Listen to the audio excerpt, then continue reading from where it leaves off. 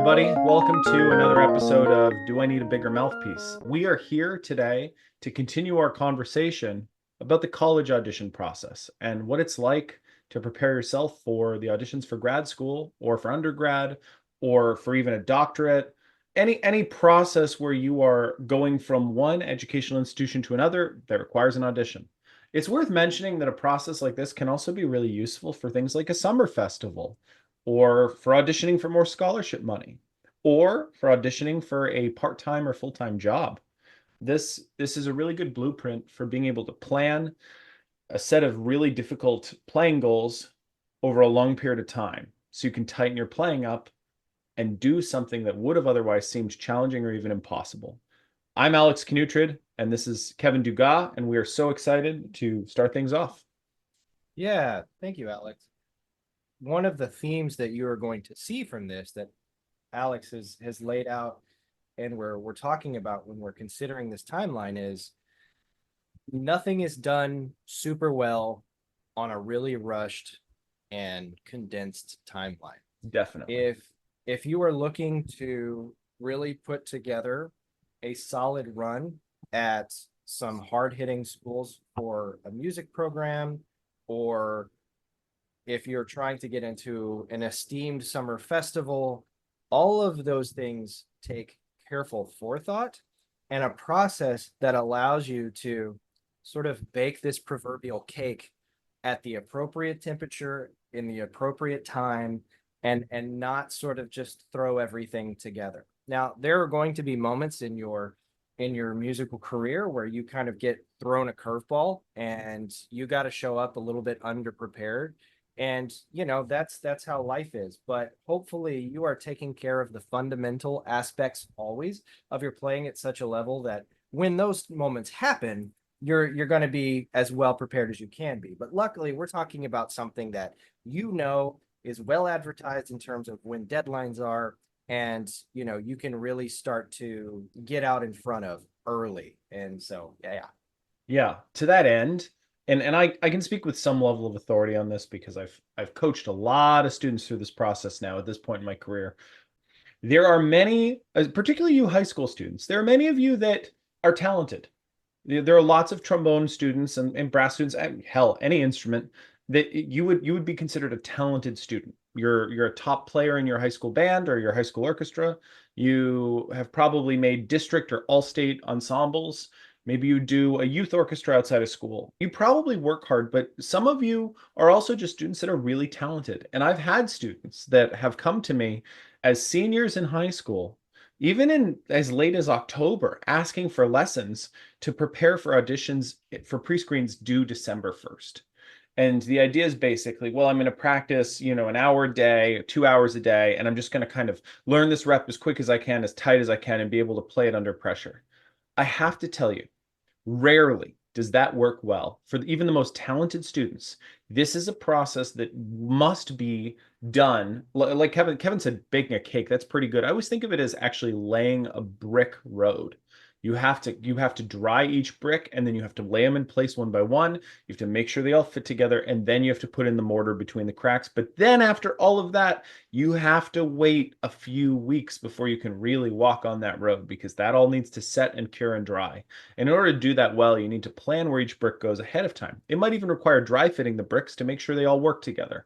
This process is a lot like that. We have to take our time, because you need to be able to not only just do this, execute on a difficult list, but you have to be able to do it under pressure in front of people that are really intimidating sometimes. And that means that you have to know it really well and be comfortable with it. Unfortunately, humans are not good at becoming comfortable with things quickly. So we have No. to trust this process. And you have to assume that all of this is going to lead to everything we're talking about is going to lead to an audition day. And even with all of the best, most thoughtful preparation that you can give to this process, you are still going to feel an elevation in nerves that goes beyond the practicing you've done, that goes beyond the mocks that you've done, that goes beyond the lessons you've taken. And that's okay. But all of that is so much worse if you haven't done that level So of much preparation. worse. So You much worse. know, that's where, you have just complete meltdown mode and you walk out saying, I don't even know who that was in there. And, we've all had our moments where we catch ourselves saying that about something. And so this is to hopefully alleviate that. I will say, Alex, I loved the road analogy. It was very New England of you to think of a brick road. Why, Um, thank you. yes, although most brick roads in New England are horrendous. If you And haven't figured it out yet by now, half of this podcast is just Kevin and I giving each other crap for the fact that he's from Texas and I'm from Massachusetts, and we could not come from more different worlds. yes, I don't, yes, do you it's even lay brick roads in Texas? I would imagine not, right? The scorpions and the snakes get you, don't they? no, yeah, I have not, outside of a couple really cutesy downtown areas. I think that there's a couple like brick intersection walkways, but that's literally Those it. are probably Everything laid by like yuppie East Coast transplants with lots of money that are very liberal, right? That's how that works. exactly. You See, just you nailed it. gentrify it out. Yeah, look at this. I'm figuring it out. Anyway, let's get into this. So I have a pretty regimented system for this. I'm gonna be completely forthright. And my hope in this second episode, where we dive into the actual process of the preparation for your audition, is that I will share that completely. Now, a few disclaimers here on the front end. One, this process may not work for you. And that's okay, right? Everybody's going to be a little different. You can use this as a skeleton blueprint. If it doesn't work perfectly, you can substitute things and you can make adjustments. But I'll tell you, I've had many students of many different learning styles and practice procedural backgrounds, and quite frankly, I've had students that have really pushed back on this process and not enjoyed it one bit, but it works and it works for them. And you will, throughout this process, this is kind of an underlying statement, to be entirely honest.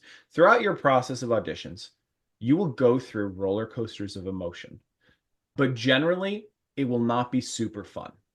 The process can be exhilarating in the sense that you can feel empowered, you feel like you're making great progress, but the day to day is really a slog and you are not going to enjoy it. You have to understand, particularly if you're a high schooler going for undergrad auditions, this is going to be the hardest thing you've ever done as a trombonist or as a musician. You're playing wise, this will be the hardest thing you've ever been through. It is not a 3 or 4 month thing, it is a 9 to 12 month thing. And I tell all my students that, once you finish the audition, it's only 60% over because the other 40% is the waiting and the financial part that comes after. It's very stressful because you can't rush any of this. It all builds on itself. So I do remind you that you have to treat this like a process rather than a product. Yeah, absolutely. This is for most high school students that are approaching this. If you really love trombone, I would go out on a limb and say that you are in a kind of a honeymoon phase with the trombone because, like we said, maybe you are the best in your school, maybe you're the best in your region or near the top of the state, and everything has just been so awesome. I've worked hard and things have come my way, and I've been really fortunate, and this has been so fun.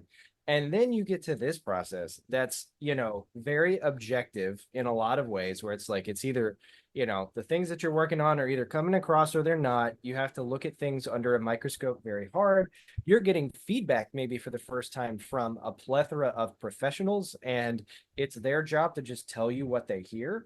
And so all of a sudden, you're faced with a lot of different realities about where you are, and that can be a little bit jarring.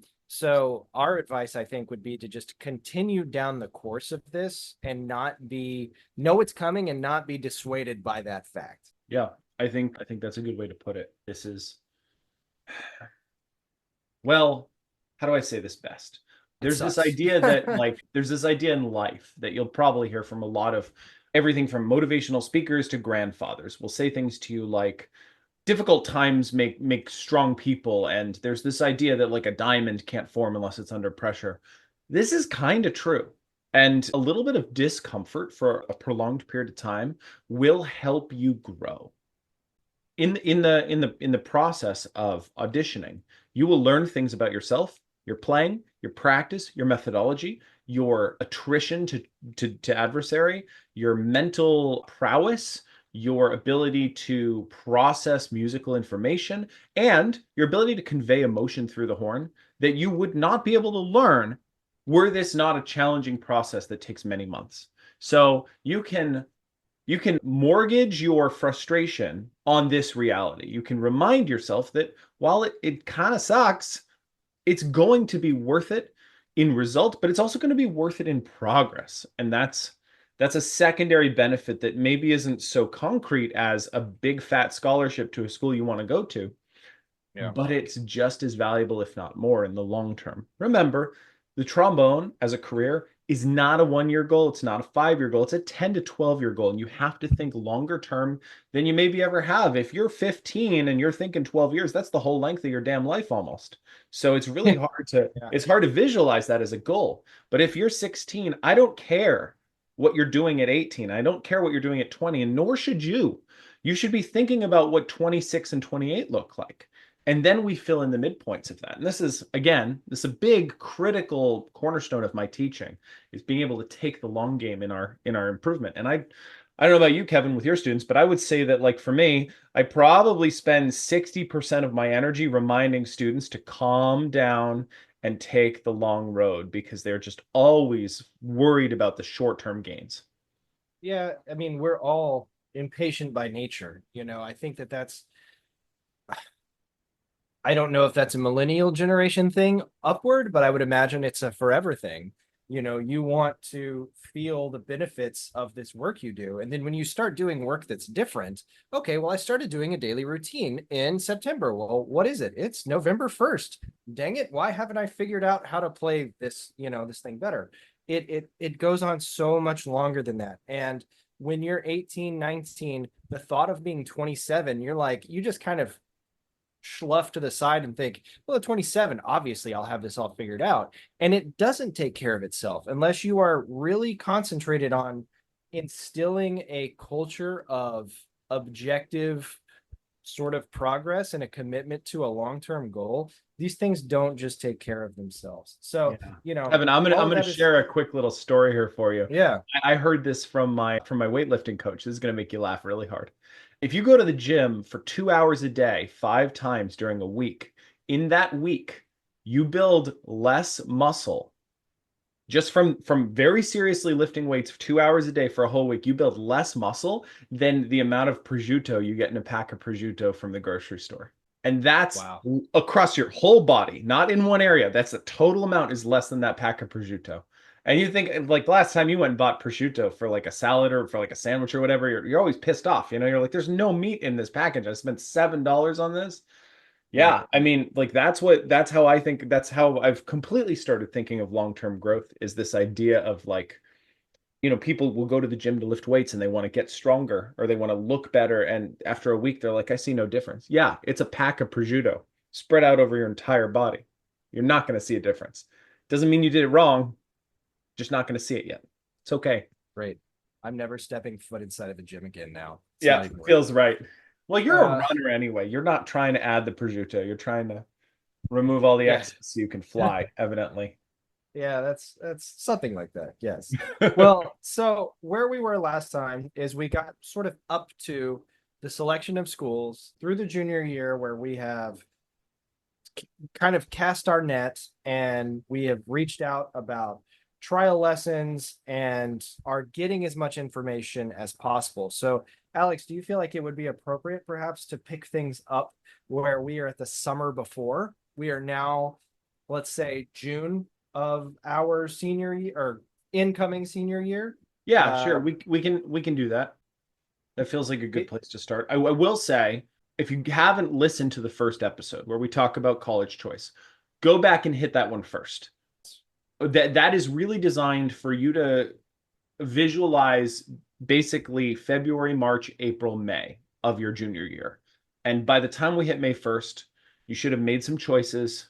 They're not set in stone, but they're set in wet clay, they're drying. And those choices open up this idea that from May to July, you're going to begin looking at maybe reaching out for a few trial lessons with professors. I can't stress how important this is enough. A trial lesson is important for 4 reasons. First, it displays your interest in going to a school in a meaningful way. You are reaching out to a professor, you're paying them money for their time, and you are getting their opinion on your playing. But more importantly, that action displays to a professor that you are more than a flyer that came in the mail. their school is something you're truly serious about learning more about. So that's the first reason. The second reason, you do not know if you're going to work well with a professor just because other people have. It's very important to figure that out. And in a trial lesson, you can determine that. The third reason that a trial lesson is really important is the exact same, but the opposite direction. Professors are people, they're not machines. And they don't always mesh well with students' learning styles. And so, from their perspective, it gives you an opportunity to interact with them, and you can gauge whether you think you're a good fit for them as well. Because if you're not, it's going to make your experience of learning from them very difficult. Remember, it's a two-way audition there. The fourth thing, and this is perhaps the most important in my opinion, is that you are establishing a baseline understanding of what that professor is looking for in a student. They're going to give you feedback on your playing, and it's not going to be geared towards auditioning. It's going to be geared towards you getting better. But it also shows you where this professor's priorities are in listening to students. If the professor tells you, hey, you have a really wonderful sound, but you got a lot of tension in it. I don't know if you're like locking your throat or your tongue or something. Well, they've just given you a golden goose of an opportunity because you now know what you need to work on. And if you were to take a second trial lesson later in the fall with that same professor and you could eliminate that problem, you would be displaying to that professor two things. One, you listen to them very seriously, which again, that shows interest. And two, you're showing that professor that you're a coachable student. You're showing that professor that when you are given instruction, you can execute on it. You can make it a priority. And this is really the secret for a professor determining whether a student is going to be an exceptional choice to attend their school. Because at the end of the day, every student that comes through the door to audition has technical and musical problems. Everybody needs to get better. They're all here to grow. But not every student is equally easily coachable. Some students are very difficult to coach. Some students are very quick to learn. And these are things that will definitely impact how a professor sees you in an audition if they can. Yeah, most certainly. I can think of two instances to kind of go back to some of your previous points where I took a lesson, one for my incoming undergrad auditions and one for my incoming doctoral auditions, where I kind of walked away and thought, you know, I didn't I didn't feel comfortable. And it wasn't like a sort of inappropriate sort of uncomfortability. It was just like, yeah, I felt really on edge. I felt like their instruction was sort of pushing me almost in the wrong direction. And it wasn't because they didn't know what they were talking about. It was just that in that circumstance, how they approached things didn't work well with me. And it was to such a point that I kind of knew immediately that my interest was needed to be directed towards other schools on my list. And I think that's really important. And then to your point, Alex, about you, I was like yelling coachability in my head until you said it. And I think that's so important because you are not going to necessarily, all right, most people that are going into these auditions, not every, I guess, but most people going to these auditions, they're not just going to flip over the table and go, oh my goodness, you don't need to just be at this school. You need to take my job. You're so great. I can't even, why do you even want to go to school? Just take auditions, go win a job. I never want to see you again. That's not the point of this. Okay. They are going to have things to say to you about improving. And that's just, this is a refined art form. And this is a difficult journey. And so they are going to have things to say to you and they want to feel as if you are able to take the ideas that they are giving you and apply them, trying them. Nothing is a bigger turnoff to a teacher than a student that seems to be obstinate and questioning of all of their things from the onset, because then it puts them on edge and they have enough students that are going to be really interested in working with them. They don't have to tolerate that for lack of a nicer term. Yeah. I mean, I had a similar experience. I took three trial lessons from a pretty famous trombonist who taught at a pretty well-known school that I really wanted to attend, partially because it was very prestigious, partially because it made sense for me to go there financially. And I literally went back for two additional trial lessons because I was kind of trying to gaslight myself into believing it would be a good fit. And the reality was it would have been a terrible fit. And my intuition told me that immediately. And I think the professor's intuition told him immediately that I wasn't the best fit either for that program. And oh, man, it's a square peg in a circular hole. I was really just trying to make it work. And unfortunately, the winds blew in a different direction for me, and I ended up going somewhere else. But that was it was totally a blessing in disguise because I wasn't really aware at the conscious level that that's what was going on. I kept feeling like I was leaving these lessons and not getting everything I wanted, but it must have been my playing, or maybe I was underprepared, or maybe I asked the wrong questions. So I needed to take another one because I was missing something, and everyone was talking about how great this person's teaching was. And there were so many alumni that had done really well. At the end of the day, I can tell you now at 10 years later, it was a complete and total incompatibility in communication, and it never could have worked. And I have great respect for this teacher still, and we certainly get along. Would have never worked. And so, to that point, do your due diligence, Yeah. plan those trial lessons. So In terms of money, and this is a factor for many people, so I want to discuss it. Trial lessons cost money. The assumption is you're paying the teacher. Some professors have line item budget money that they get through school where they can cover X number of trial lessons, and the school will help support them. Some professors make enough money teaching or playing that they don't charge for trial lessons. These are not the standard. The industry standard is an expectation that you're going to pay the teacher for their time, and it's expensive. Today, this is 2024, and I know students that have been charged as much as $280 for a trial lesson with big players, and as little as nothing.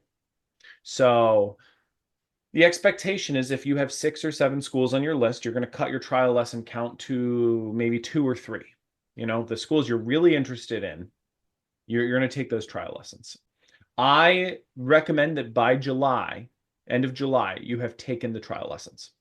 And this is because you want enough time in the bucket that you can take a second trial lesson if you want, before pre-screens are in full swing and close to being due, but after such amount of time that you have had time to work on what the professor has given you to improve on.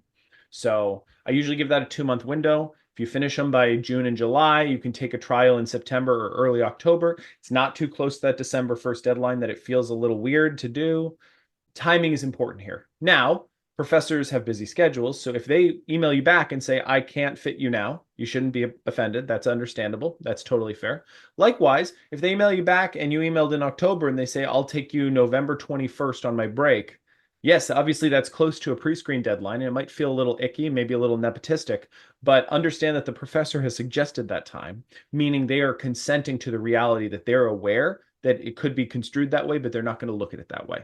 So if a professor suggests a date that is a little later, you should not lose sleep over that. They're making that choice. They're certainly aware. Yeah, right. I got nothing to add to that. Those are all good points and good considerations. Cool. Yeah, Kevin, you can just tell me to shut up if you want to talk. By all means, I can just talk for hours. So that was the nicest way I could tell you to shut up. Yeah, that's true. Well, no, I guess you could have swung a baseball bat, but here we are. There we are. So that's a good way to sort of put additional consideration in the last episode if you haven't listened to it. But of course, please go back and listen to our musings about selections of schools and the considerations thereof, because there's a lot of good things that are very specific to that episode. So here we find ourselves the summer before, and I can speak to my own experience. The summer before my senior year, I was not as worried about where I was going to school. I was most worried about the all-state process. I waited for etudes to drop, and then I remember I was at my grandmother's house. I don't even know how I got this information because I feel like this feels pre-internet, even though it wasn't. I guess I got the information the day before I left. So I got the etudes, and then I practiced at my mother's house or my grandmother's house for like 2 hours. And then I just started hammering these etudes. And that's not the way to go, Alex, isn't it?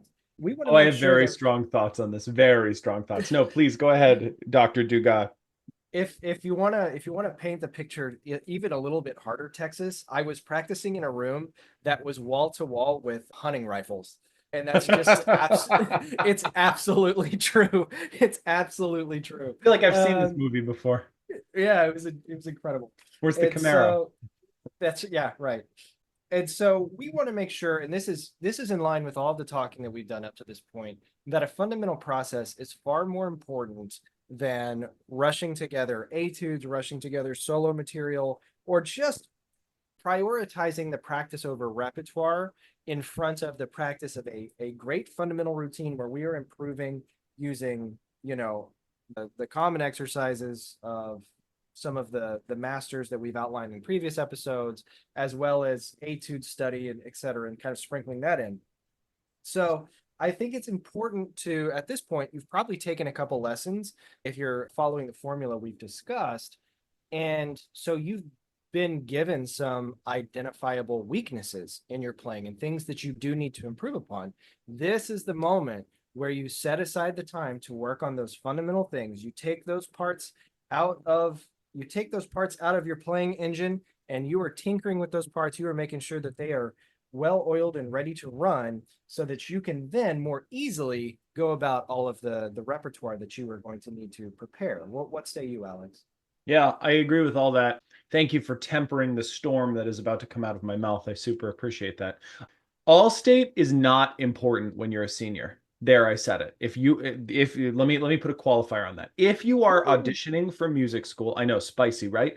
If you are auditioning for music school, that is the important task. That is actually the most important task of your senior year. Just like if you are not, the most important thing in your senior year, if you're going to college, is getting into college, right?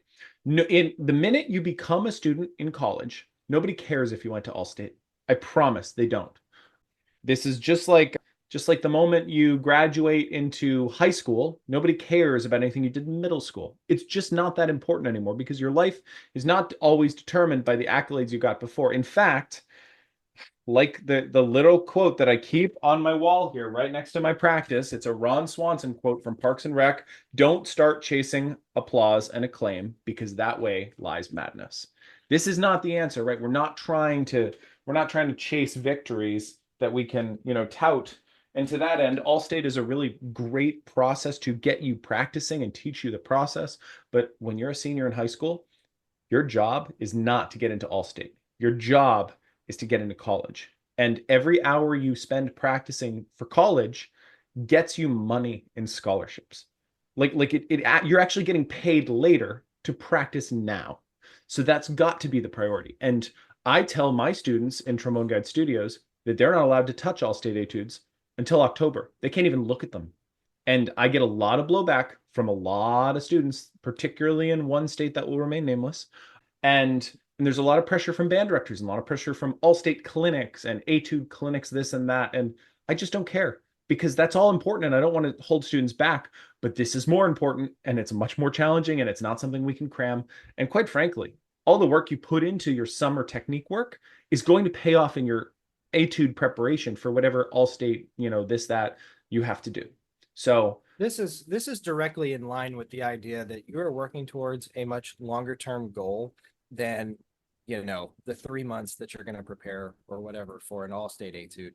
You are just trying to be, at this point, nothing is more important than being the most fundamentally sound, not just trombonist but musician that you can be. You want to learn how to become a musician before you get to college, which almost seems like a foreign concept because a lot of us grow up through a band system where the structure is so great, but it's very regimented. And to be able to really consider the art that is the music that we are making and the pursuit of that, it's a completely sort of more all-encompassing approach, I think, without meandering too much more on that. And it's going to serve you so much better moving forward. So yeah, I'm gonna don't get jump in caught up real in the quick. short term. I'll Yeah. jump in real quick here and tell a short story. A very close friend of mine who I met in grad school in Boston was a very skilled bass trombonist who had won multiple playing jobs and held, I think, 3 or 4 degrees, including a doctorate. Woke up one day and decided he didn't want to play bass trombone anymore and got another job and does something else with his life now. And we're very close friends. And I asked him about it, and he said to me, you know, I love playing bass trombone, but I came to a realization that playing bass trombone for me is kind of like being a fighter pilot in a plane. And I love controlling the machine, but I don't care so much about the music. And it's just not enough to justify doing for the rest of my life. It's getting old hat. And I just wish I realized it earlier. And now that I've realized it and I have all this time in my life, I'm going to do something with it that isn't this. I just don't want to be practicing all the time just because I like the feeling of playing. It's not enough. this is something that, this person may or may not have come from a band system in one specific state. I don't know. I can't say. But the more important point here is that when we treat everything as an athletic event, as our teacher would say, or as an event where you have to be able to do something technical, like that just isn't enough, right? You have to be motivated by the music, by the art, by sharing the art, because and you have to be really upfront with yourself about that. And this is a good time to talk about this, honestly, because if you're committing to these audition processes, you're deciding you want to make your biggest avocation, hobby, into your vocation, the way you make money. So it's got to be more passionate than, man, I love playing the trombone. I love just practice. Like it feels good on the face when I'm practicing a lot. And I love doing this and like hang out with my friends and getting to play cool stuff. Like, okay, that's good. Are you passionate about the music? Do you get moved when you hear music? Do you get moved when you, because like there are going to be periods of your life where practicing sucks and doesn't feel good. You're not going to want to do it. And it's your job. It's how you feed yourself and you're potentially a family. So you have to do it. You don't have a choice. So like you don't have to sign up to be miserable for the rest of your life if it's going to make you miserable. So that's an important like little thing that we've hit accidentally in this conversation that I don't think we should just pass by. But Yeah. by saying that, the summer, both emotionally, mentally, and physically for your playing, is the time to kind of lock this decision in. And what I talk a lot about is this idea of identifying and isolating liabilities. I'm not talking about weaknesses. We all have weaknesses in our playing. We're going to be working on those forever, but I'm talking about liabilities. So if you're planning to do college auditions for trombone for undergraduate, and you don't have a high range that is functional, but you're going to have to play bolero for your auditions, that is a liability. That's not a weakness. You might be not the strongest high range player, and occasionally you chip a note here and there in bolero, but you can get through it. That's a weakness. That's not a liability. A liability is I don't have a high B flat and I need to be able to play bolero in 6 months. That's not a death sentence. I've fixed many a students with that problem very successfully. It can be done very easily. You just have to do it right. And that begins with identifying the liability. So, you could have a slow tongue, you could have unclean articulation, you might have tension in your sound, you might really not be great with lip slurs to the point that like you do them with tension in your throat. These are liabilities. And so being able to identify these liabilities will help you. The trial lessons are important with this, but I've got to isolate the biggest thing here. And that is the habitualization of lessons. If you're not taking lessons with a teacher that has done this process many times and knows it inside and out, now is the time to sign up for them. If you're going for it, any money you sink into a teacher is going to return many times over in your tuition reduction by scholarship, in access to schools you might not have gotten into had you not had those lessons.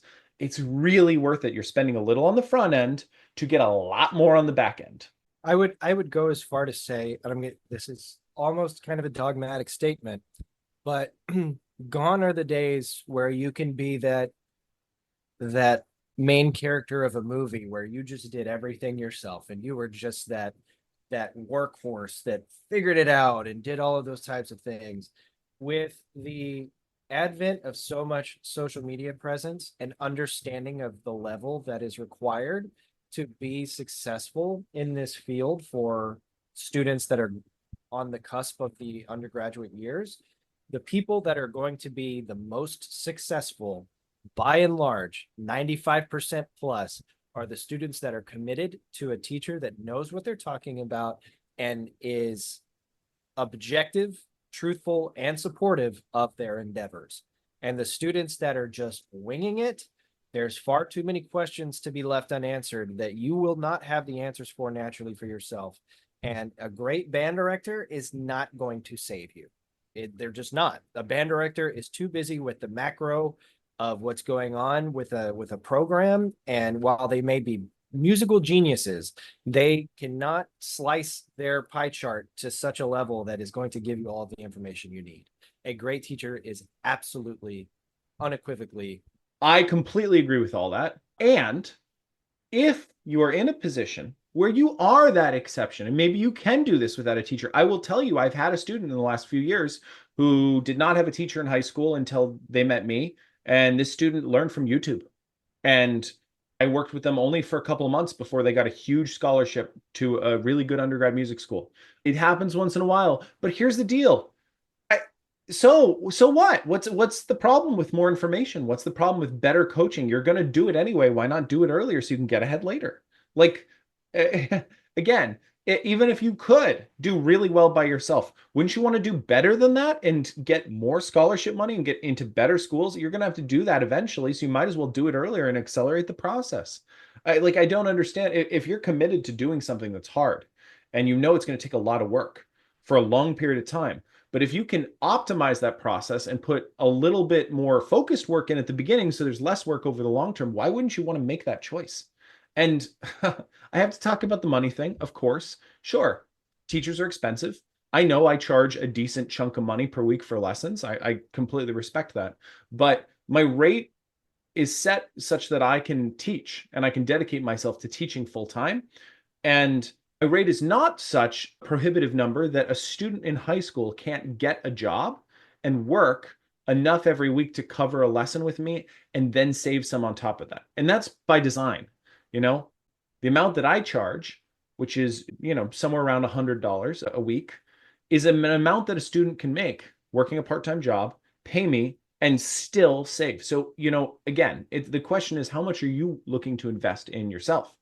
And sure, there's a little bit of financial discomfort. I understand that. But if you're going to pay me like $5,000 a year for lessons every week and all the other coaching you get, and that, gets you, let's say it gets you an extra $12,000 in scholarship for 4 years, you've just made $50,000 over 4 years in scholarship money for $5,000 paid for 1 year of lessons. That's a 10 times investment return. That's unbelievable. That's like an unthinkable investment return. And you know what you did? You invested in yourself. Yeah, no, I completely agree with that, and the road to success, not with just music, really with anything, is paved with some sort of sacrifice, whether that be time, but in so many areas, that's money, right? That's getting an education is an investment of of money. And you have to sacrifice that money at some point for a great cause. And this is one where we are, doing our best to tell you that that is going to translate into the scholarship money that's going to make that education easier to bear to begin with. Right. So excellent. All So we right. hit So August 1st. We hit August 1st of that summer. You've done a lot of fundamental work. By August 1st, you should have chosen your schools. In that tablet is dried. It's now stone. You've made your choices and you've picked all the repertoire you're going to be playing. This is a point where I recommend to my students that they do what's called a loose school ranking, which is where they rank the schools in order that they're interested in, and they, just so they have it to begin thinking about. I'm very adamant that students avoid letting their hearts fall upon one school. Do not fall in love with one school because you have no idea what'll happen. You could blow that audition. You could get sick. You could get COVID. You could show up late and be forced to audition quickly and not play well. You could just bomb because you're nervous. It could be that that school doesn't have an opening. If it's a really competitive school that has a solid amount of openings, it could be that a professor you really want to study with has actually taken another job and not told anybody, and they leave without telling you after you accept.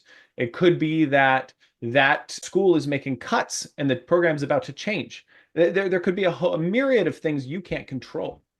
So don't fall in love with one school. Fall in love with all the schools on your list. In fact, you shouldn't have a school on your list that you wouldn't want to go to.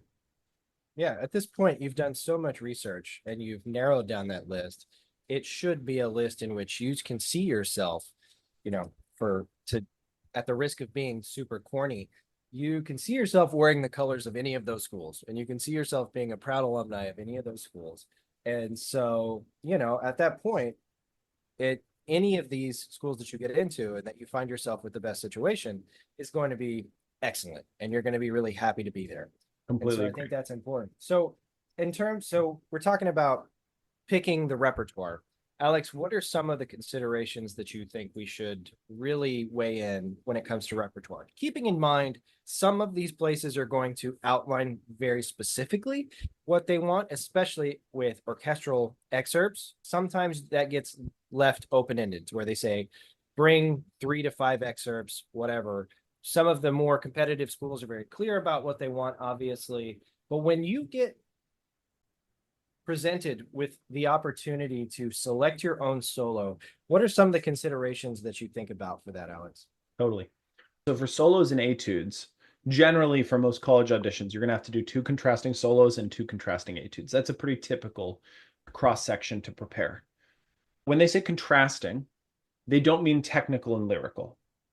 They might mean that for etudes, but they don't mean that for solos. They mean styles. So I like to make sure my 2 solos are separated 100 years apart or more. So if you're going to do the Tomasi, then you're going to do a Baroque solo along with it. If you're going to do Grandal, then I recommend that you have something that varies from that style. Again, it's all about variance. If you're a graduate student, I think if you own an alto trombone and you're a tenor player and you play alto well enough, I think preparing something on alto is helpful. If it's not just going to be the Wagenseil or the Finger or the Albrechtsberger, then it's nice to have Rhenish in your pocket. I think it's important to be able to demonstrate that skill. If you're a tenor player that doubles on bass, or if you're a bass player that doubles on contra, that's not super important to show in an audition. But it is important to be able to talk about that. I think that in 2024, it's really important to play music by new composers. And I think it's even more important to play music by diverse composers. And I don't think that that necessarily has to be new music. Finding old things that have been passed over by composers of color or by composers of varied genders is really important because it creates a precedent for excellence in taking control of our repertoire. Schools will always ask for something that is easy, accessible, and ubiquitous. There are lots of schools that ask for the same piece every year because it's simple. You as a performer have to start thinking about rep that means something to you. And so, if you're a young trombonist and you can make a choice, you should always make as informed a choice as you can. With all of that said, I think it's really important to find repertoire that you play well, that shows off your strengths and minimizes your weaknesses. We've done at this point the best we can to remove liabilities. But if you're a player that has trouble in the pedal range, like I am, the Gordon Jacob first movement is not a good choice as a graduate solo because that pedal G is not going to go super well if it's a struggle for you and you're under pressure. If you have trouble in the high range, the Tomasi is probably not your solo. That was on the tip of my tongue. I was like, don't play the Tomasi. If you struggle with articulation in the multiple tongue range, the third movement of the Bourgeois is not a good choice. A couple short considerations that I think are generally always fair. If you're choosing a Blažević, do not choose the TMEA etude. And this is for 2 reasons. Now, I understand you're probably sinking a lot of time in and you want to play the TMEA etude because you've put the time in, it's going to sound good. It tells the committee, who, by the way, the entire committee of any trombone program in the United States is aware of what the TMEA etude is because so many kids are going to play it. But what it tells them is that you were not to be bothered to learn another piece. You didn't care enough about that school to learn something extra. You just showed up with what you already had in the bag. That's not a great look. That doesn't really tell a lot about your commitment to excellence for that school. So avoid that. I literally will not let students play TMEA etudes for auditions for this reason. And then the second thing, don't play a solo that has a mute. Just don't do it. You don't want to add traveling with a mute for your auditions. If you're flying everywhere and you need to bring a mute, it can add complications. Now, if it's required, you have to do it, obviously. And if it's a piece you really, really want to do, you can do it. But it's an added complication, And generally, for most solos, with the exception of the second movement of the Tomasi, you have to bring a mute for what, 5-6 bars at the end of something, like the end of the Castrated with the mute. It's just. And that being a cup mute makes it even more of a pain. Right. And with the Tomasi, you need a cup and a straight. You're not going to fly to auditions with a mute, and you're certainly not going to fly with 2. So just make it simple on yourself logistically. Yeah.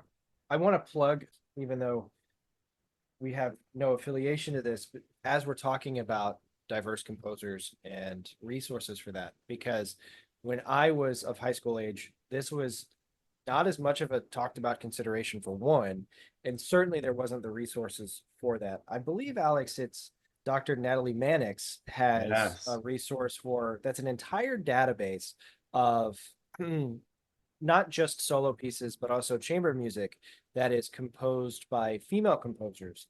and you can get a lot of wonderful ideas. She's done a great job of organizing it in such a way where it talks about beginner, intermediate, advanced. It gives you the length of the piece. It gives you, if there's a link available, to just go find it, and not even to just go buy it, but also a link to go listen to it.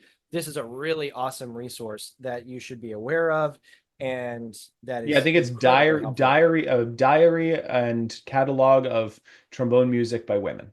It's Yes. awesome. It's awesome. I've found a lot of solos on there that I did not know about, including a piece that I'm preparing for a doctoral recital right now next year. So highly recommend checking that out. Yeah, resources like this are starting to pop up, and it's really important.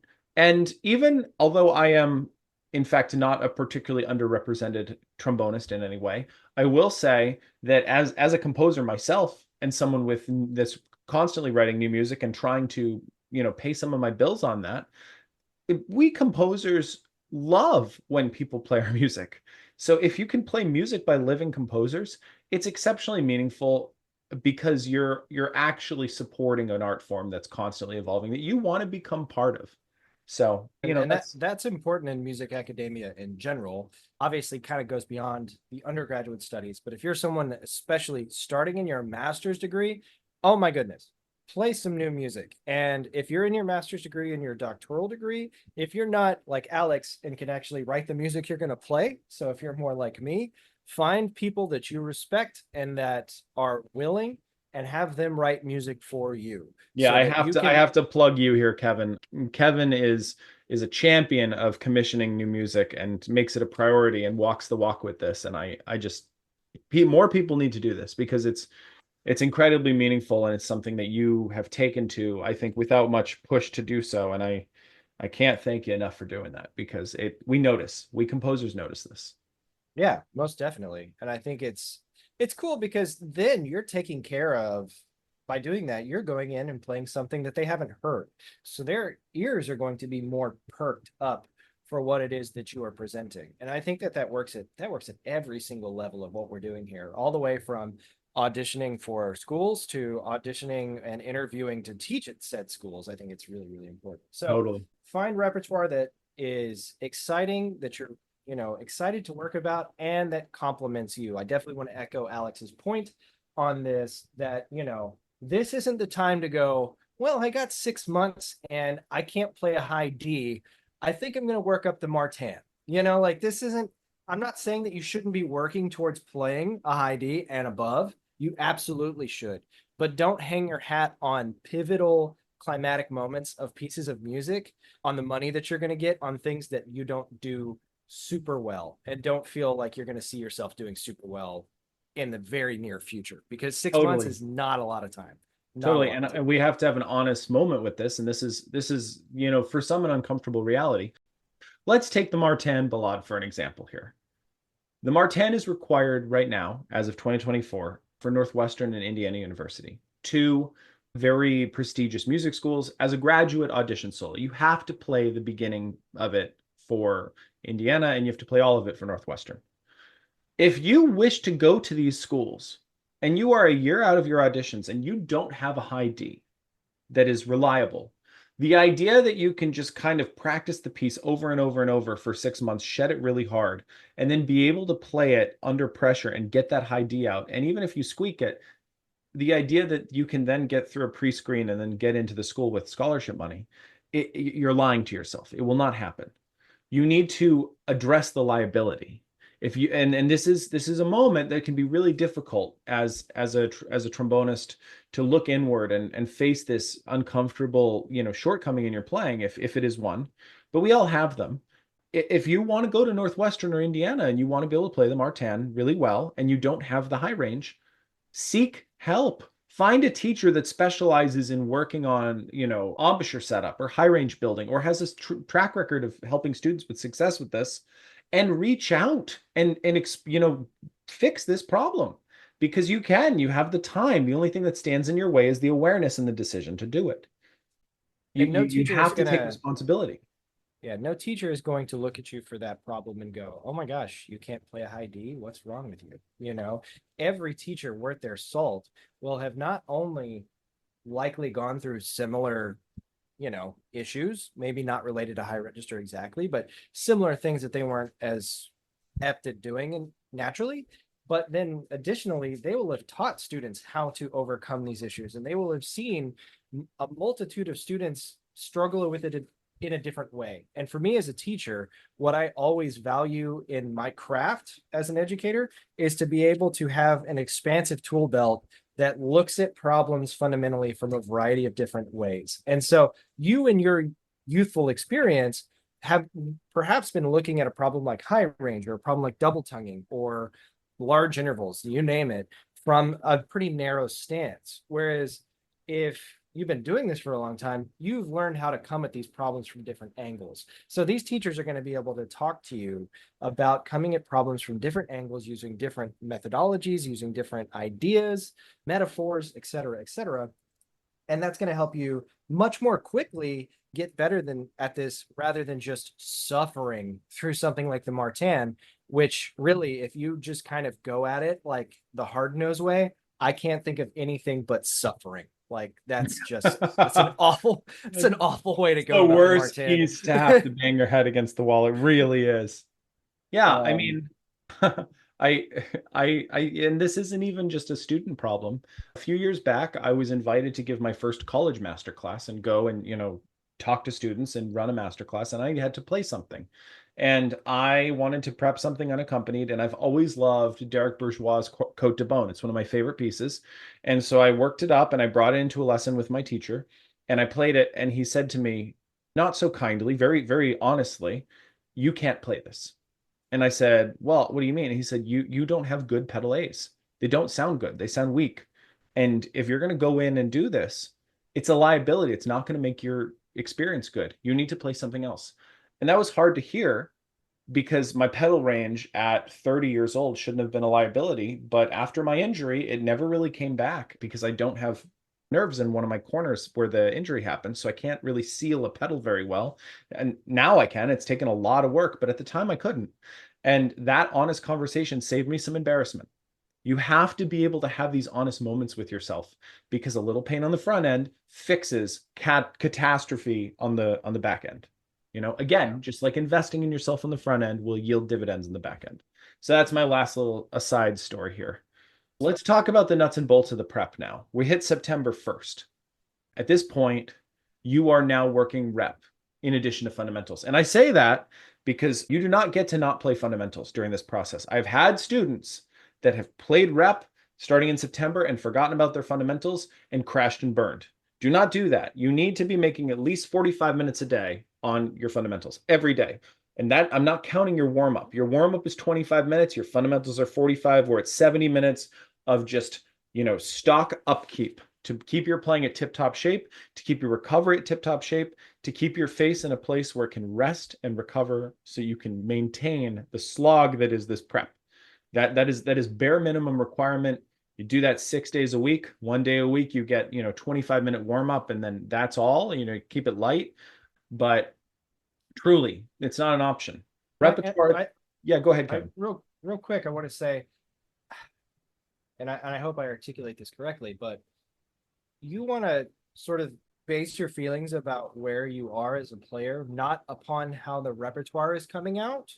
And because that's kind of a moving target, so to speak. So if all of a sudden you just shift completely from, I've really hit my fundamentals, I've been working on a fundamental routine, and I've been working on Bordoni's or Schlossberg and also Blazovic and Arbin, and I've done all these things. And now I'm going to play for 10 minutes and I'm going to jump headfirst into the Awazen every single day. And then, or I'm going to jump headfirst into excerpts. All of a sudden, you're losing a sense of what normal should feel like. And, for me, what I've coveted over the last couple of years is a fundamental routine that, it doesn't take me all day, but it is a nice, including the warm up, start to finish, takes me about 90 minutes of playing. And my focus every single day when I start practicing is how easily can I deliver sound?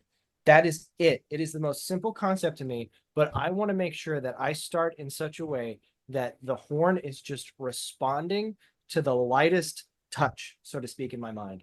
And it helps me as I'm about to when I go for auditions, when I go for big performances, it helps me to have that grounding point. And so I think you want to keep that grounding point because you want as much consistency as possible. And as I think I alluded to towards the beginning of this episode, when you go off to an audition, everything everything is inconsistent. Sorry. Everything that you're experiencing is inconsistent. You have traveled, you slept in a different bed, you're probably a little bit more dehydrated than you usually are, you didn't eat what you normally eat. All of these different things, these variables have changed. You want to be able to revisit, oh, okay, this is it. This is my, for me, it's Chickowitz. And so just getting back to that easy buzzing, easy sound, you want that every day to latch onto before you start to really go after these big line items for repertoire and excerpts. Yeah, 100%. 100%. When you are trying to learn music, there are two styles of learning that happen. There's your brain learning what to do, which can happen at variable speeds depending on the student. Some students, their brains understand conceptually very quickly what they're doing. And then there's your body learning what to do. And what your fundamentals do is they create a bridge between the two. And that bridge is very efficient or very inefficient, depending on how much time you put into fundamentals. And what we're really learning is how to take a concept we understand and teach our body how to do it. And that takes time. And the amount of time that that takes is directly related to how your fundamentals are. So when you say what feels like normal, yes, that is the bridge of connection between our conceptual understanding of what we're doing and our body's ability to know. So you've got to remember, you've got to be patient. Your brain teaching your body is always like an adult teaching a 4-year-old a concept. You got to be kind, you got to be patient, you got to explain it a few times. Some bodies learn really quickly, some do not. I've got one of those bodies that does not learn really quickly, and you got to be real patient with it. And to that end, for September 1st, you are doing half tempo in my world for a couple weeks. My students are doing their excerpts at half tempo. They're doing their solos at half tempo. They're also working half sections, meaning if they were going to practice an 8-bar section, they're practicing it in chunks of 4. I want them working slow. This is slow practice. I've done the math based on like average scholarship yields for my students. Your practice in this period is worth about $100 an hour if you're an undergrad, and about 50 to 60 an hour if you're a grad student. Like that's the value of each hour that you put into practice based on what you can yield for scholarship money. So if you don't want to practice on a day, you know, treat it as like $300 you're losing. That's bare minimum. These are minimum estimates. Like I have students that have received scholarships that would make this a $500 hour practice session. You have to think long term. Once we've done 2 weeks on that and we hit September 15th, I kick repertoire tempos up to 3/4. Same with excerpts. At this point, we're doing things in 3/4 tempo. At the 3/4 mark, that's September 15th, this is the time to reach out for trial lesson wave 2. These are the top 2 or 3 professor choices that you really want to attend. You're going to reach out for a second trial lesson. It's important to do this one in person if you can. You want to visit the school. If it's within 6-7 hours of driving, you make the trip. If it's a short puddle jumper flight that's, a couple $100, you make the trip. If you can't, if it's on the other side of the country, don't make the flight. Take it on Zoom. Don't feel bad about that. But an in-person session here makes a difference. It really does demonstrate your commitment. You've been a few months since you've had one, so you've had time to work on things that professor has shown you. This is your opportunity to really solidify your interest and show them that you've improved. I can only imagine that two lessons taken with a professor and that growth that you've demonstrated for that is going to, you're talking about all of these people are human beings and we all have a bit of an ego. That's just an undeniable fact in my opinion. And to show or to demonstrate to a professor the level of interest and the follow through to have gone through that, I'm not saying that it's going to just pave your way in a nepotistic way, that everything's going to fall exactly your way, but there's an invaluable amount of consideration given to the student that has done so much work to not only prove that they're interested, but to prove that they're able to be coached. Yeah, it's like the Sylvester Stallone movie where he says the function of college is to show an employer that you can show up at the same damn time every day for 4 years. Yeah, it's like, obviously that's an exaggeration. College is way more valuable than that, but it is also true. It's, your ability to be reliable is shown by, 2 professors in this way. Was that in Rambo? I'm just kidding. No, it's an old. I think it's the new show. He's in Tulsa or whatever it was. Okay. I don't remember. My brain space. Did you ever see this is a complete aside. Sorry, everybody. Did you ever see the movie where he was like in an arm wrestling tournament? Yes, I yes, yes, yes. that was the coolest movie that I saw when I was 9 years old. And if he hadn't done Rocky, I think that would have been way more successful because it was like it's arm wrestling versus boxing. But You I ready was for this aside? captivated. I Yeah. will I will go one level deeper with stupid asides. You see all these videos on Instagram and TikTok of like slap competitions. Yes. So this Yeah. company Slap Bet that like has like started like sports betting on slapping. I think it's Dana White's company. These Of videos course. that you see, more views than Taylor Swift Hey, we have a collectively. cathartic desire for rage, I I guess. I don't know. I love that everyone listening to our podcast has to hear us just talking about random crap. I love it so Yeah. much. No, I think it's good We're foil normal people, kind of. most of the time. So we've done some 3/4 stuff. We're approaching October 1st. So, but over the course of a month, you're not really messing with full tempo, are you, Alex? Not a Never. lot. No, Or and I'm never in your certainly case. not only am I not messing with full tempo, I'm not messing with full excerpts or full solos. Students do not do run throughs yet. You're working segments. You're stitching the tapestry together. But if you lift the tapestry too early, all the quilting pieces fall off, right? We are And still this is stitching. so important for solo pieces. And this was not something that I did or had the knowledge to do. You are not going top left to bottom right on any of your solo pieces. Or if you're picking an excerpt, I mean, I'm sorry, if you're picking an etude, which as we said is not going to be the etude of said all state, you're not going top left to bottom right. Okay, Absolutely not. Not that's a yet. waste of Not yet. time. Yeah. Yeah. Yeah. So October 1st is a magical deadline for me. It's this one of the more important moments. On October 1st, if you have rep that you can't play, this is the final opportunity to switch it out. If there's something that is just not happening for whatever reason, maybe you didn't make the progress. Maybe you're just not where you need to be. This is the time to call the audible, hit the failsafe. Your rep should be at full tempo. The camera comes out now. We are not recording seriously. We're recording for progress. This is where we start going top left to bottom right. We're doing runs. We're starting to practice the act of running. Here's the deal. Every time you do a run of anything, you're recording it. Are you going to watch them all? No. But I want you to be nervous. I want you feeling the heat. Get that camera in front of your face. Get really used to playing in front of it. You're going to watch some of them, just like in sports, we need to watch the tape. The tape is really important.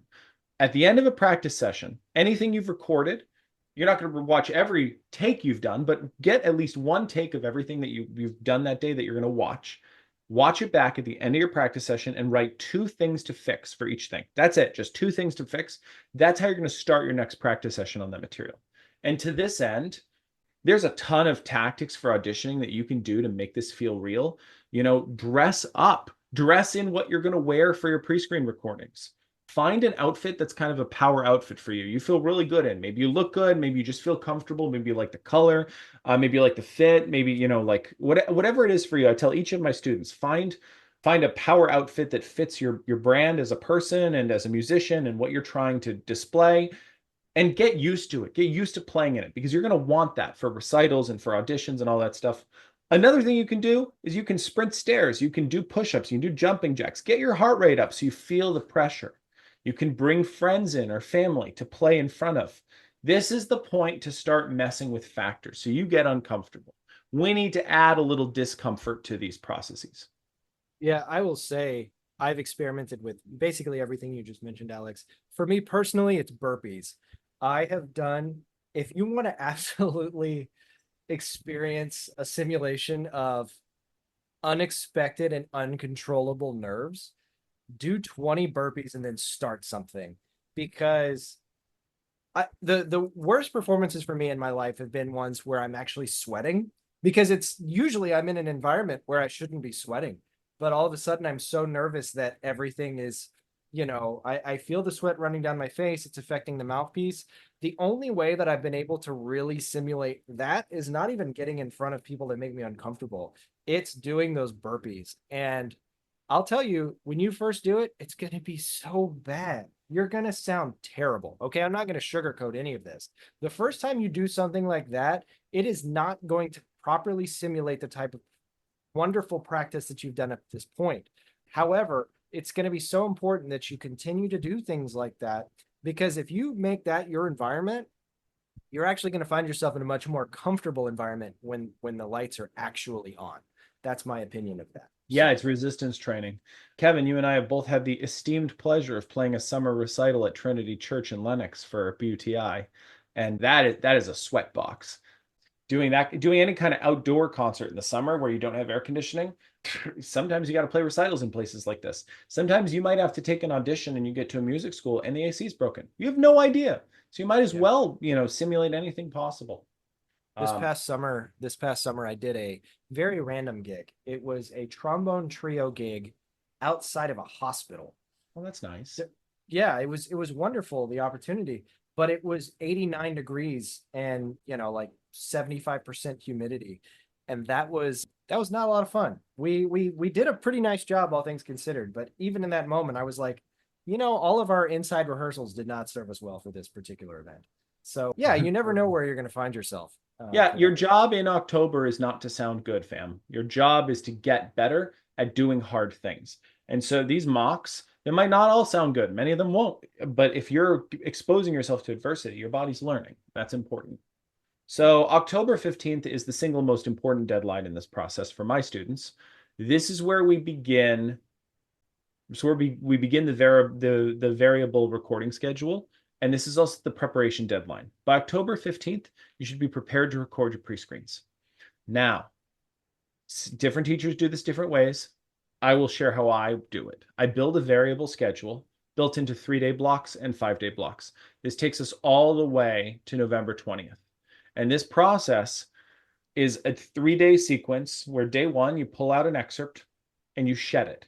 And you shed it super hard. And that is you get your fundamentals, you get your warm up. And the only other thing you're doing that day is this excerpt. And you're working it in many different sequences, polishing it up, getting it out of 80% mode and up to about 90, 98, 99% mode.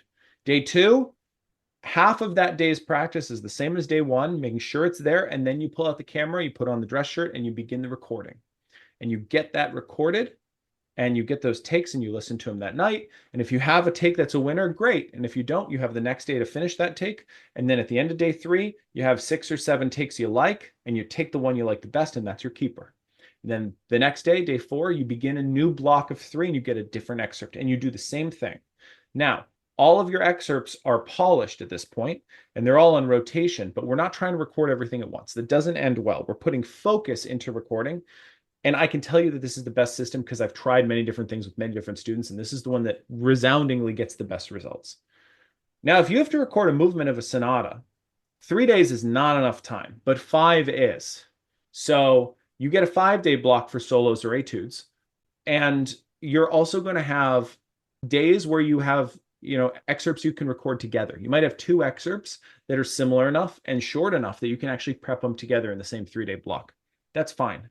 When I make this schedule, I go all the way to November 20th.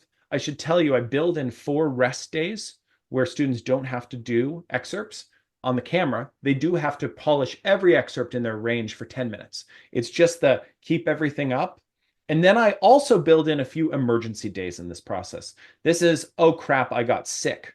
Oh crap, I just didn't get the take. You can go back. Every 3 blocks, there's an emergency block.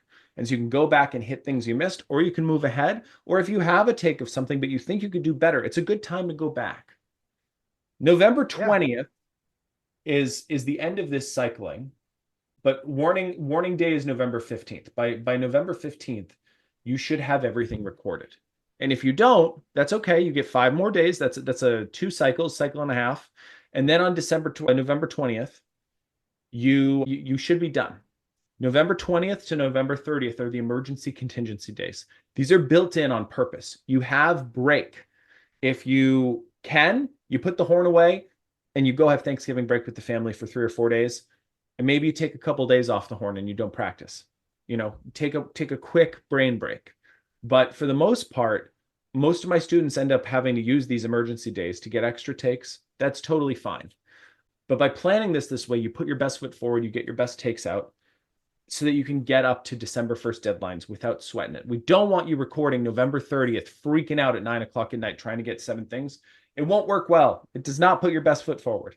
No, I think that that's a really evenly good. I love my cake analogy more than your road analogy. I'm sorry. It goes back and it creates a really evenly baked cake. And I think that you're going to find that you're far more comfortable with this and building in these contingency days, these because life happens. It does not matter. You know, you will find yourself, your your brother is going to, you know, break his arm on one of these days, and then you're going to have to go to the hospital and be there for him or whatever. You know, someone's going to get sick.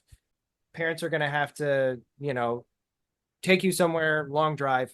Anything's going to happen. I'm thinking back to my own high Yeah, you're school not an days. Like, adult. You're not in control of your schedule entirely. So you need to build in contingencies for when things fail because they will. Like the reality yeah, is you don't get to be super type A controlling about this because it won't end well. You're going to go crazy about that because you can't have everything you want in terms of your schedule.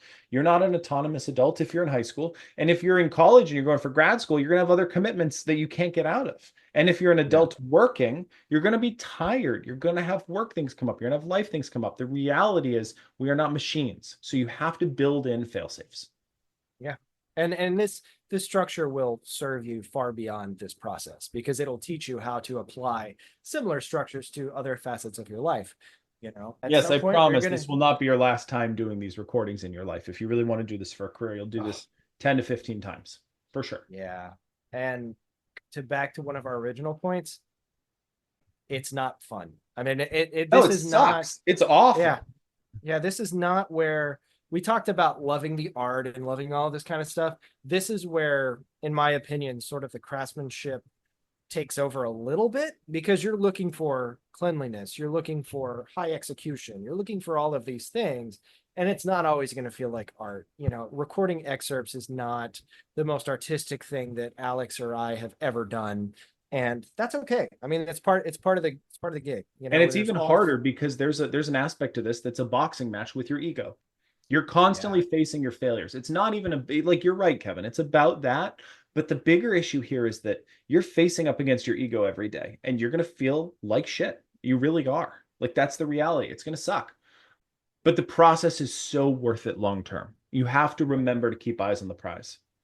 And Yeah. the feeling, I will say, there are very few emotional highs like the I have submitted all of my pre-screens and it is now out of my hands and I get to just not worry about this right now. You know, like you're gonna have to fight the good fight later when you do the audition process, of course. But I remember my most recently my pre-screens for my doctoral audition. It was peak quarantine period. It was 2020 going into 2021. And my wife and I finished recording and then we were going to go to Colorado, but Colorado was super shut down. So we ended up going to New Mexico, which was a little less shut down. And I just remember the feeling that I had on that trip to this day, where I was like light as a feather. I was like, I got stuff to work up later. I got things to practice.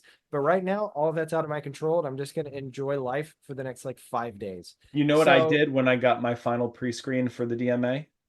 what? I blasted the Trollololo song as loud as I could. I had a whiskey and I ordered a pepperoni pizza with extra ricotta cheese. And it was the greatest thing I've ever done. I literally just sat and feasted and listened to this song like for 20 minutes. I'm not kidding. Yeah, no, it, That's it exactly how does. I felt, you know? It does crazy things to us, but it's because we have done the work as well as we can. And you'll experience similar things, we promise, when you see this process through. Totally. I'm gonna drop my first really, really, really controversial opinion. Got it. December 1st, my students put their rep away for a month. I do not let my students play audition rep from December 1st to January 1st. This is a respite for your brain. You're really sick of your rep by now, but also you have developed new liabilities. From doing this process, you have tension points in your playing. You have probably done some unhealthy playing things to get through really good recordings. This is a time for self-care. We do fundamentals for a whole month. I do so much coaching on fundamentals during this month where, I try to keep everybody at 2.5, 3 hours a day minimum. And it's all fundamentals, Kevin. They're just, we at this point, we are fixing stuff. Now, my students that are doing things like TMEA, this is the period to catch up on etudes as well. But it's TMEA etudes or all MMEA, all state etudes, GEA, whatever state you're from. It's that kind of stuff. It's any other things you need to do for school. And then it's fundamentals, fundamentals, fundamentals. And Yeah, this is and it's really this makes the biggest difference in your ability to audition, because if you're just working rep, your technique will not be rock solid enough to be able to handle the stress of the audition unless you do this month. yeah, I mean, think about an athlete that goes over the course of a long season. They get to certain periods of breaks where, and I'm going to reach Alex. You might not get this analogy, but there was a basketball player this past year and a half that came out Why as an wouldn't I get example. that analogy, Kevin? No, I'm just giving you a hard time. Go ahead. Anthony Davis said that he didn't shoot a basketball for 2.5 months. I think that took it a little bit far myself, but most athletes, that's when they are working on the fundamentals of their physical regimen. So they're in the weight room, they're running, they're they're recovering in their own way. And this is a period of recovery. Even if you're actively practicing, you're doing so in such a way that's protecting and guarding yourself over the marathon that is this process, because it is a marathon. And to Alex's point, there's going to be fundamental things that suffer, but you're also, I like this idea a lot, and I kind of have it built into a process that I'm overgoing this next year, because I have a couple engagements late in the fall for some recital stuff, and it's items that I actually want to play in the spring. But the way I have it written up is all of that stuff comes to a head in November. And then in December and early January, I actually don't have any of that stuff, but it'll pick up in March. And so if I were to continue for 6 weeks after the month of November with the same stuff, not only would I probably run into the physical things that Alex is talking about, I just straight up hate playing the music. I just wouldn't enjoy it. And so that break, your brain is still sort of massaging a lot of that information. And when you come back to it, the technique is still there. If you've been working Totally. on all of the other things, the technique is there and better than it was when you left. Yeah. I mean, it's so necessary. It makes such a difference. But this is important. Over the holiday break in December of your auditions, you are not taking a family vacation. This is harsh to say this way. You have to talk about this with the family. You know, I'm not saying don't celebrate the holidays. I'm saying you cannot take more than a couple days off the horn, and not more than one in a row. This is we are still in peak audition mode. You do not get to really like lay back over this break. This is, I know many people like to take a week off over Christmas or 5 days. This is the year you can't, because that you'll lose steam at a very critical juncture. It's important that you keep the momentum through this. And I know it's difficult. The holidays, you're eating lots of good food, seeing family, everyone's kicking back. Not this year for you. I'm sorry. You have to stay on it because the momentum is really important. We hit January 1st. We're back on the rep train, but I do a mini cycle here. So from January 1st to 7th, that 1 week, you're at half tempo again. January 7th to 14th, you're at 3/4 tempo again. January 14th, you're at full tempo and everything's really polished. You're coming off of a month of super solid fundamentals. You are bulletproof at this point. The last thing to conquer is the audition. So from now on, you are doing mock auditions for the camera constantly. What's different about this from your pre-screen prep is that you're not only working on one thing every 3 days, you're cycling everything. So find ways to mix your excerpts up. There are like tons, and we can go into that on a later podcast episode probably, but you want to be mixing up your audition excerpts so that you can play them all in different sequences in different orders for a camera, for a live stream, for a friend, for grandma's retirement community, for your family, for your teacher, for a one-off lesson teacher. This is a time where you can take some lessons, really just get people's opinions. You're playing mocks, right? So if you know of a player that you really admire who teaches at a school, and maybe you're not applying to that school, but you want to hit that player up for a one-off lesson and send them $100 to listen to an hour of mock auditions, this is a great time to do it.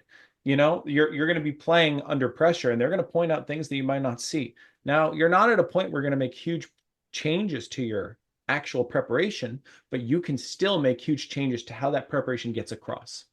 This is a time where you need to be treating yourself like a professional athlete going to compete, or like an Olympian going to do the Olympics. You need to be eating healthy. You need to be sleeping, lots of sleep. This is the most important one. You need to be hydrating. You need to be in clothes that make you feel comfortable. Don't feel like you have to dress a certain way. Dress comfortable. You know, when you go to these auditions, you want to look put together and professional. And yeah, sure, at that point, you need to look cleaned up, but you still need to be comfortable. Everything is about how you feel in this moment, in this day.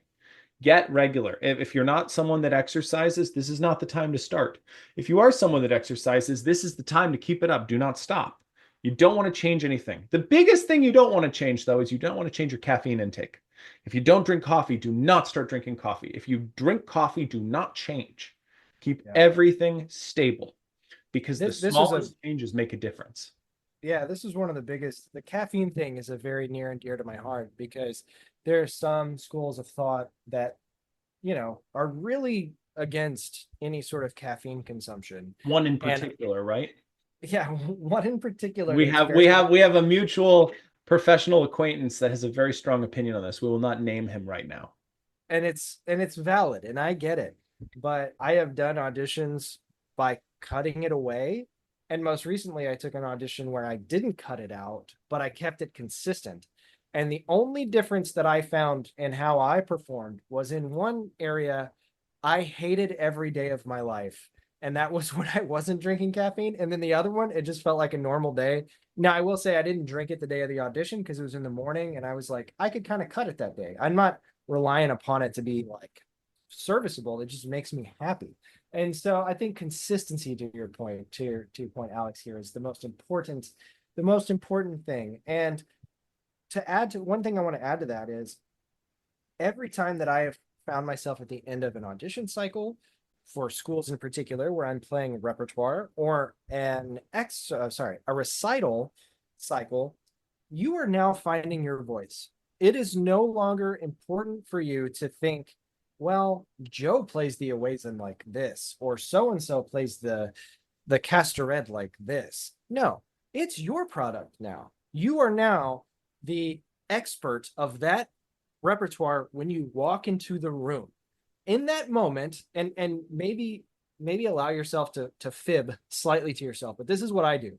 When I am about to play a recital or I'm about to go do something and present something for a room of people, even if they're accomplished people, I think to myself, no one in this room is more prepared to play this piece right now than me. This is my voice on this piece. This is what I have to say, and it is my rendition. And so as you get to the end, the only thing that I would say that might be a little bit contrast to this, Alex, and you might speak up on this and what you think, as you get to the very, very end of all of this, you can stop getting feedback. I don't think it's important to get feedback like you got a week left. It's less about what other people are telling you what you need to fix, and it's more about you've gotten so much feedback from yourself, from the camera, from your teachers, from your peers, from other teachers. Now it's just time to feel good. You just want to run it and feel good, run it and feel good. Make sure that you're consistent and you've created that culture of consistency and success. That's Yeah. my 2 cents on that. I Yeah. agree with that. I think in every person's life, they have hopefully two best friends. One of them is a confidant, and the other is a lawyer. And you have the friend that, the lawyer is the person you can go to. You can bring things and they'll be honest with you. And it's not always pleasant, but they're the most important friend in your life in terms of being able to set you straight. And then you have your confidant, which is someone you trust with your emotions, someone that gives you real like love and support and holds you up. Then these are not necessarily like a sibling and a romantic partner. These are like friends, and they can come in all shapes and sizes. The couple weeks before, by the way, I believe you have these in the playing community too. Kevin and I, in addition to sharing this podcast, are very close friends, and Kevin has always been a confidant that I can go to when I really need to like be able to play for someone and fix things in my playing. And like you need that one person to be the person you play for the 2 weeks before the audition. You don't go to someone for feedback, you go to someone for support. You might have a teacher that fills this role. Like for me, I have teachers from the past that I would go to if I really need my butt kicked and I need honesty, and I have teachers I would go to if I really need the emotional support. What's interesting is that Toby kind of does both in different ways.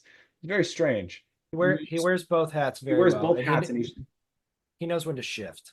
yeah, it's Yeah. very interesting. Not everybody can do that, but you play for the person that's going to preserve you before you go in. And you're right. You're right. It is hard, but your voice is valid. You have the right to be heard, and the people that are in that room are listening for you to win. Everybody. The panel, the people you don't know that don't know you from the next person to come in, they're still listening for you to win because they're looking for a winner. They're panning for gold. That means if you sparkle, they want you to sparkle. They're hoping everyone comes in and sparkles so they can look for the gold. They're not starting you at 100 and knocking points down when you mess up. That's a fallacy that's created by the way our educational system is constructed from like grades. What they're actually doing is they're starting you at 0, and every time you do something well, they give you points. They're filling a bucket. And you need to remind yourself of that because it gives you the impetus to chase after doing good things. So I like that a lot. As someone that grew up definitely imagining 100 written in pencil and a line that drags down, like literally that's what I thought. yeah, it's the And so opposite. yeah, The world is additive. Think yeah. Xbox achievements, right? You start with nothing, you get points. It's all additive. And the My entire fallacy, life is Xbox achievements, really. I think about that we all are the millennials, Kevin. We really time. are.